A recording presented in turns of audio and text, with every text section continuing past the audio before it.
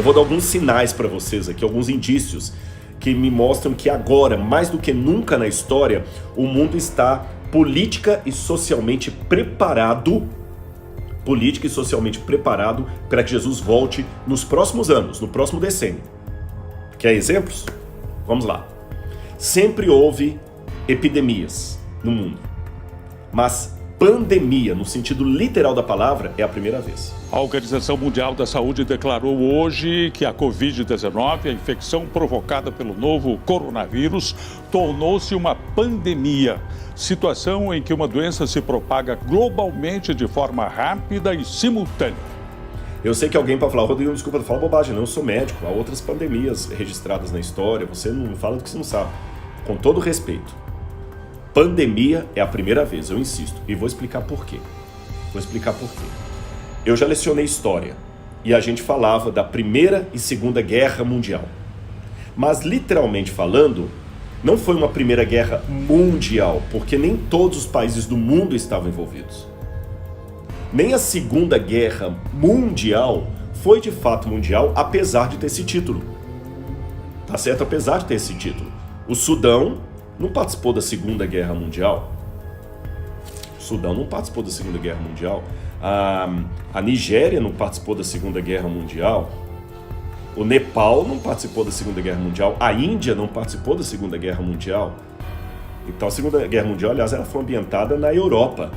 Então a Segunda Guerra Mundial não foi de fato mundial. E quando eu vou ao dicionário, eu descubro que a diferença de epidemia para pandemia é que a epidemia é regional, a pandemia é mundial. E pela primeira vez na história, eu tenho uma tragédia que é de fato mundial. Não houve um país que ficou sem usar máscara.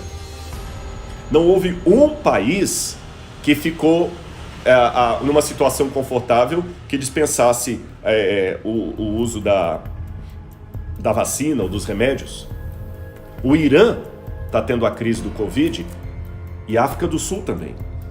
E o Afeganistão também, e o Iraque também, e Israel também, Estados Unidos também, Luxemburgo também, países ricos, países pobres, países inimigos, todo mundo está aqui.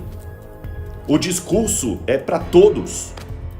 Agora a gente está falando assim, pois é, gente, o ebola que aconteceu lá na África. Não, eu estou falando do Covid que aconteceu na minha rua. Ou seja, agora eu estou falando de uma pandemia literal. Segunda coisa que é característica desse mundo. Agora, pela primeira vez na história, está se desenhando uma ideia de uma economia mundial.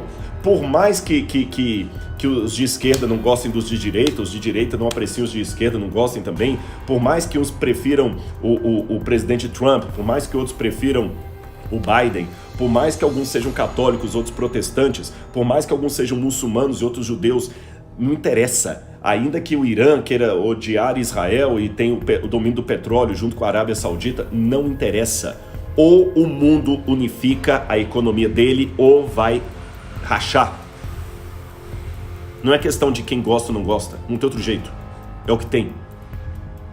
Então, realmente, agora nós temos o caminho preparado para um governo único, mesmo que o de esquerda continue de esquerda, o de direita, o comunista continue comunista, o socialista socialista, o capitalista capitalista, o liberal capitalista, não interessa. Tem que ter uma agenda única.